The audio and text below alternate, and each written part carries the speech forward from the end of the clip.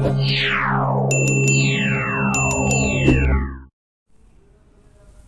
तो दोस्तों, नशा एक बीमारी है। कल हमने इस पर बात करी थी कि नशा एक बीमारी है। किसने कहा? WHO ने सन 1964 में डिक्लेयर कर दिया था नशा एक बीमारी है। बीमारी के 3 भाग बताए गए। पहला भाग हमें बताया गया शारीरिक बीमारी के 3 भाग। शारीरिक बीमारी, शारीरिक बीमारी कैसे है दोस्तों? डिपेंड हो जाते हैं इसके ऊपर। शारीरिक बीमारी ऐसे है कि हम जब नशा करते हैं पहली बार तो हमारा शरीर एकदम से नशे पे निर्भर नहीं होता, लेकिन जब हमारी इसकी नशे पे हमारी मात्रा बढ़ती चली जाती है, समझ रहे हो मेरी बात? निर्भरता। मैं छोटा सा उदाहरण देना चाहूंगा। जब हमारा 3 चीजों पर से नियंत्रण खत्म हो जाए तो हमारा शरीर नशे पे निर्भर होता। समय, स्थान और मात्रा। समय, स्थान और मात्रा। जब हमने पहली बार जब हमने नशा शुरू किया था तो हमारा नशा लेने का एक समय था। क्या था? समय। आप ये बात मान के चले कि जब आप एडिक्ट नहीं थे, आपको बीमारी नहीं थी, जब आपने शुरुआत करी, आपका एक समय था, एक स्थान था, किसी रेस्टोरेंट में बैठ के या अपने घर में पीते थे, और एक लिमिट थी, एक मात्रा थी नशा करने की। 1 पैक, 2 पैक, 3 पैक या 1 क्वार्टर, है ना? लेकिन जैसे जैसे हमारा समय से नियंत्रण खत्म हो गया, स्थान से नियंत्रण खत्म हो गया, मात्रा पे हमारा नियंत्रण खत्म हो गया, तो हमें एक बीमारी हो गई। क्या हो गई? बीमारी। हम एडिक्ट हो गए। हम एडिक्ट हो गए। और उसका जो प्रभाव हमारा सबसे पहले जो पड़ा हमारा इन तीनों पार्ट पर पड़ा, शारीरिक, मानसिक और आध्यात्मिक पर, है ना? आध्यात्मिक पार्ट पर पड़ा। तो शारीरिक को हम क्लियर करेंगे कि हमारे साथ ऐसा क्या हुआ कि हमारा फिजिकल में क्या हो जाता है। देखो, फिजिकल हमारा 2 तरीके से हो जाता है। पहली चीज ये कि हमारों को कई प्रकार की बीमारियां लग जाती हैं, जैसे कि लीवर का डैमेज हो जाना। अगर कोई शराब बहुत ज्यादा मात्रा में पीता है, अनलिमिटेड पीता है, सुबह से लेकर शाम तक पीता है, कोई स्थानीय जहां मिल जाती है वहीं पी लेता है, तो उसका लीवर डैमेज हो जाता है, उसके खून में प्रॉब्लम हो जाती है, उसको कई प्रकार की बीमारियां जैसे कि टीबी, कैंसर वगैरह वगैरह, बहुत सारी बीमारियां। और दोस्तों, एक महत्वपूर्ण प्रॉब्लम ये कि एक एडिक्ट को नशे की वजह से उसको शादीशुदा जीवन में सेक्सुअल प्रॉब्लम आनी शुरू हो रहा है। जो महत्वपूर्ण है, जिसमें हमें काम करना था, एक शादीशुदा जीवन में सेक्सुअल प्रॉब्लम, और जिसकी वजह से आदमी सेक्स करने के लिए, सेक्स का आनंद लेने के लिए नशे का इस्तेमाल करता है। ये उसकी मजबूरी बन जाती है, उसकी डिजीज बन जाती है, उसकी प्रॉब्लम बन जाती है।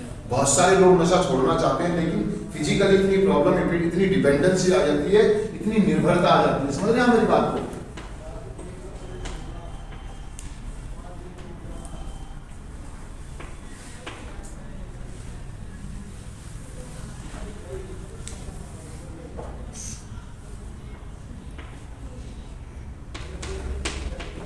निर्भरता, डिपेंडेंसी।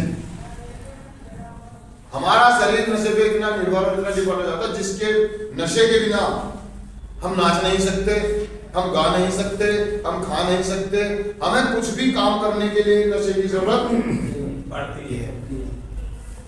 क्यों पड़ती है?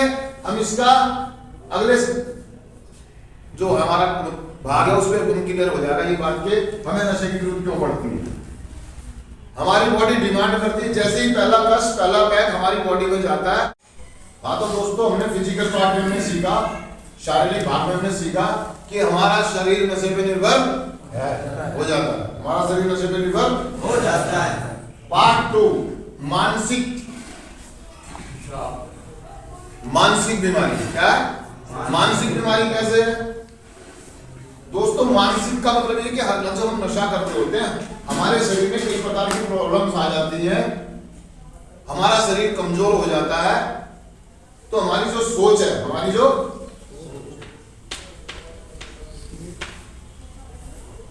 वो नेगेटिव हो जाती है। क्या हो जाती है? नेगेटिव। हमारी सोच नेगेटिव हो जाती है, गलत सोच हो जाती है। हम दूसरों के बारे में, परिवार के बारे में, समाज के बारे में नेगेटिव सोचते हैं, गलत सोचते हैं, यहाँ तक कि भगवान के बारे में भी। एक एडिक्ट क्या करता है कि जब उसके फिजिकली कमजोरी आ जाती है, जैसे कि हम अगर हम बात करें कि जब वो फिजिकली कमजोरी आती है तो उसको चिड़चिड़ापन आता है, तनाव आता है, थकावट महसूस होती है, उसका असर हमारी मानसिक स्थिति पर पड़ता है। इसको मानसिक मतलब दिमाग कमजोर होना। दिमाग, जब हम पहला नशा लेते हैं तो हमारे दिमाग के अंदर एक ऐसा केमिकल लोचा होता है,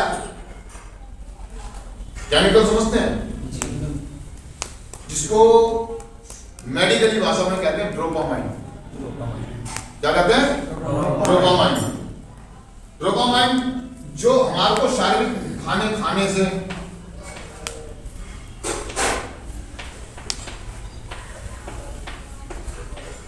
हम जो भी घी, दूध, मक्खन, दाल, रोटी हम जो भी खाते हैं उससे केमिकल बनता है हमारी बॉडी से, हमारे ऑब्जर्व करके हमारा लीवर कमजोर हो गया, लीवर कमजोर हो गया तो वो डोपामाइन जो उसकी पूर्ति नहीं हो पा रही है, उसकी पूर्ति हम किससे कर रहे हैं? खाने से। जब हम नशा करते हैं, नशा के अंदर एक ऐसा केमिकल होता है जिसे डोपामाइन कहते हैं, उससे बहुत ज्यादा रिलीज होता है, बहुत ज्यादा तैयार होता है, वो जो हमारे दिमाग में जा करके, मतलब मान लो एक आदमी को 25 ग्राम डोपामाइन की जरूरत है, वो खाने से जो पूरे दिन में 3 टाइम जो खाना खाता है वो 25 ग्राम हो जाता है, 25 ग्राम की हमें जरूरत है मान लो, ठीक है जी। हमने नशा लिया, उसकी मात्रा बढ़ गई, वो हो गया 50 ग्राम, समझ रहे हो? अब क्या होगा? हमारा मानसिक विकास रुक जाता है, धीरे धीरे हमारा जो दिमाग होता है वो काम करना बंद कर देता है। फिजिकली डाउन होने के कारण हमारी सोच खराब होनी शुरू हो जाती है, और जब हमारे को बहुत ज्यादा दिक्कत होती है तो हमारा दिमाग, जब हमारे शरीर में दर्द होता है तो हमारा दिमाग बोलता है, या हमारा मानसिक खिंचाव बोलता है, जिसे हम कहते हैं मानसिक खिंचाव। मानसिक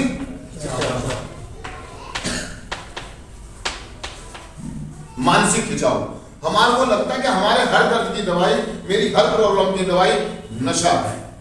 अगर मेरी कमर में दर्द है तो मुझे ऐसा लगेगा मैं नशा ले लूं तो आराम, मतलब मेरे को हर दर्द की दवाई, मेरी हर एक प्रॉब्लम मेरी, बारिश पड़ रही है तो नशा, बारिश नहीं पड़ रही है तो नशा, इंडिया मैच जीत गई तो नशा, इंडिया मैच हार गई, मतलब मेरे हर गम की, मेरे हर दर्द की, मेरी हर खुशी की क्या दवाई है? मेरा नशा। हमारा मानसिक खिंचाव हमेशा नशे की तरफ, घर में कोई प्रॉब्लम हो गई तब हमारा ध्यान नशे की तरफ जाएगा, बहुत सारे पैसे आ गए, खुशी आ गई, तब हमारा ध्यान नशे की तरफ, मतलब हमारा मानसिक खिंचाव बना रहता है नशे की तरफ। हमारी सोच खराब हो जाती है, हमारे अंदर चिड़चिड़ापन रहने लगता है, हमारा दिमाग हमेशा भरा भरा रहने लगता है, जिसे हम कहते हैं टाइटनेस, तनाव, मानसिक तनाव रहता है। मानसिक तनाव क्यों रहता है? क्योंकि नशे के कारण, या नशे को प्राप्त करने के लिए, नशे को ग्रहण करने के लिए, हम नशे को कमाने के लिए, नशे को लेने के लिए बहुत सारी गलतियां करते हैं, जैसे झूठ बोलना, चोरी करना, समझ रहे हो मेरी बात, छीन झपट करना। तो इसके कारण हमारे को गिल्टी फील होता है। क्या होता है? अपराध बोध भावना, गिल्टी फील, अपराध बोध भावना चलती रहती है, दिमाग में नकारात्मक विचार चलते रहते हैं, और इसके चलते हमें मानसिक खिंचाव होना, इसलिए कहा गया कि ये एक मानसिक बीमारी है। और बहुत सारे उदाहरण है दोस्तों बताने के लिए, बस आप ये समझे कि मानसिक खिंचाव की बीमारी क्या? जब एक व्यक्ति फिजिकली डाउन हो जाता है, सेक्सुअल डाउन हो जाता है, तो वो अपनी बीवी में शक करना शुरू कर देता है। समझ रहे हैं मेरी बात? जब एक आदमी फिजिकली कमजोर हो जाता है, वो कमा नहीं पाता है, तो उसको ऐसा लगता है कि मेरी कमीज, उसकी कमीज मेरी कमीज से ज्यादा सफेद कैसे, इसे कहते हैं सोच। समझ रहे हैं मेरी बात को? मैं क्या कहना चाह रहा हूं? मुझे लगता है आप बहुत अच्छे से समझ पा रहे हैं कि सामने वाले की कमीज का मेरी कमीज से ज्यादा सफेद कैसे है। मतलब जो काम मैं नहीं कर पा रहा हूं वो सामने वाला कैसे कर पा रहा है? अरे भाई वो कमजोर नहीं है, ना तो दिमागी रूप से ना शारीरिक रूप से। और उन सामने वाला कौन? आपका जीवन साथी, आपका बिजनेस पार्टनर, कि सामने वाला मुझसे ज्यादा पैसे कमा रहा है तो मैं भी कर रहा हूं। बहुत सारी ऐसी चीजें आपके दिमाग में आती है, इसीलिए कहते हैं मानसिक बीमारी। क्या? मानसिक बीमारी। जब हम सामने वाले की पूर्ति नहीं कर पाते हैं, सामने वाले को संतुष्ट नहीं कर पाते फिजिकल के मामले में, तो हमारे को डाउट्स रहते हैं, हमको डाउट्स आने शुरू हो जाते हैं। डाउट्स आने का मतलब हम लोगों पर शक करना शुरू कर देते हैं।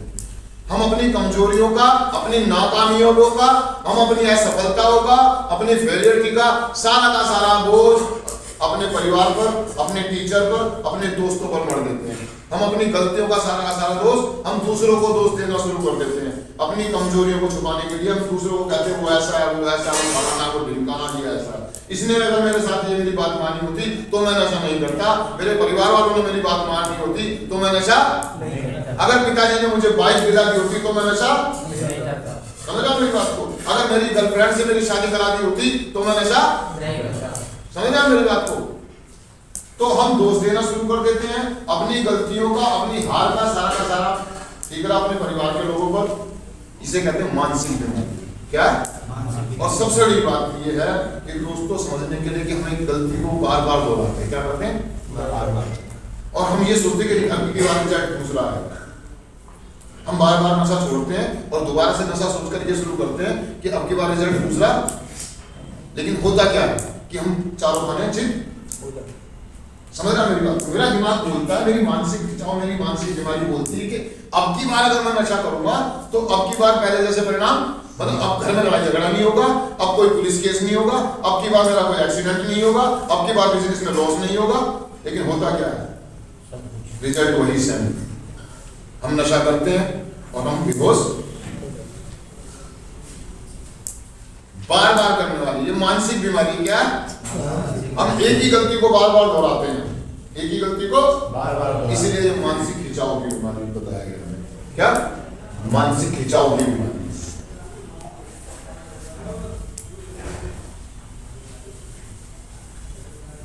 मानसिक खिंचाव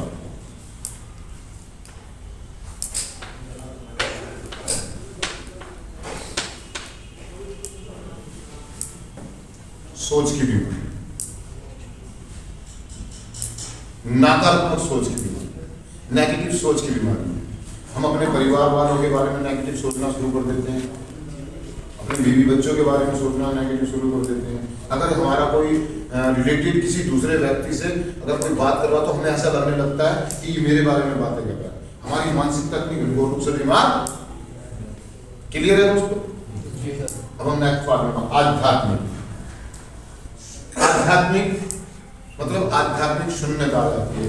जब हमारे साथ ये दोनों पार्ट चल रहे होते हैं, हमारा शरीर कमजोर हो जाता है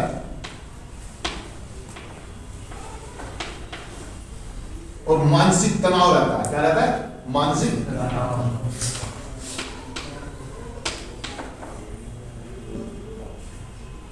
ऐसी स्थिति में हमारे संबंध खराब हो जाते हैं। आध्यात्मिक शून्यता मतलब आध्यात्मिक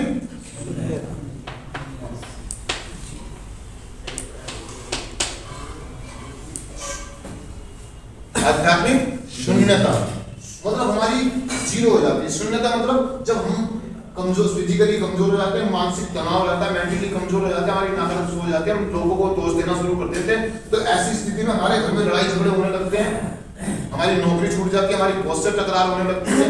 समझ रहे हैं मेरी बात को? परिवार के लोगों पर हम उंगलियां उठाना शुरू कर देते हैं, हमारे घर में लड़ाई झगड़े हो जाते हैं और धीरे धीरे हमारे संबंध खराब परिवार से, समाज से और यहाँ तक कि भगवान से और सबसे पहले खुद से।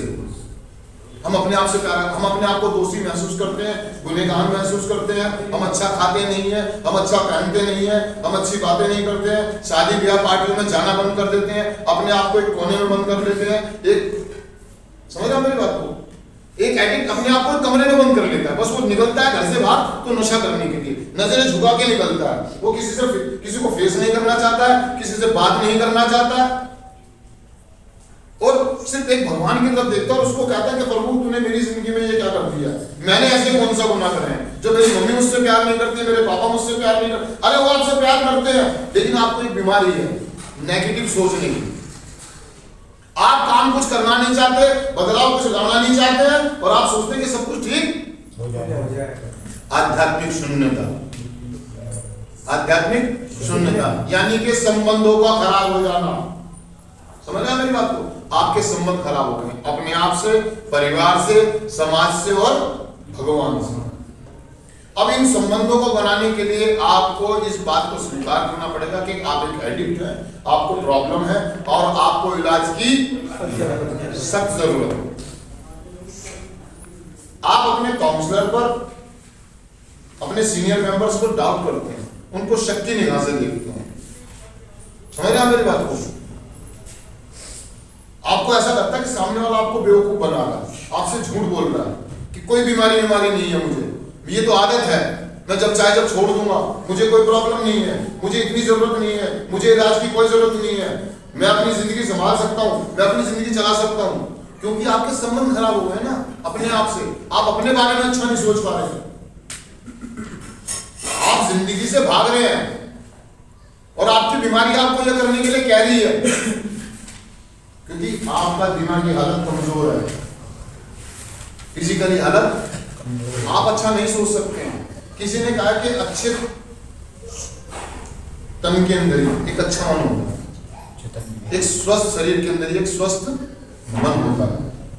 आपका शरीर स्वस्थ नहीं है, आपका फिजिकली डाउन हो गया है, नशे पर निर्भर हो गया, तो आज आपकी मेंटलिटी अच्छी कैसे होगी, आपकी सोच कैसे अच्छी हो जाएगी? और जब आपकी सोच ही अच्छी नहीं होगी तो आपके संबंध कैसे बन जाएंगे, आप संबंध कैसे बना पाएंगे? तो सबसे पहले आपको जरूरत है कि आप इलाज की तरफ ध्यान दें और आप इस बात को माने कि आपको एक डिजीज है, आपको एक प्रॉब्लम है। थैंक यू दोस्तों।